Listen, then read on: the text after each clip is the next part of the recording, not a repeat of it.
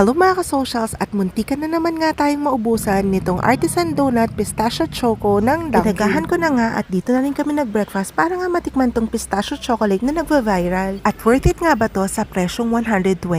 Tara, tignan natin. Kasing laki siya ng ordinary donut nila at kung titignan mo, parang wala namang special. Half-coated ng dark chocolate yung donut, and aside from the pistachio nuts toppings, meron din siyang pistachio cream filling. As you can see, very generous yung pistachio cream filling nila.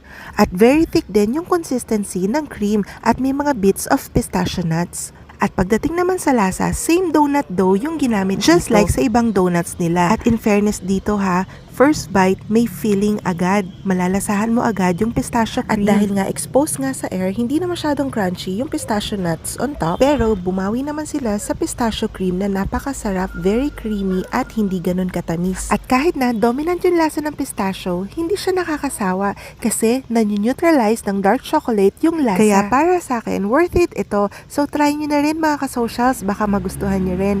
Thank you for watching mga ka-socials. Till our next food bonding. Bye!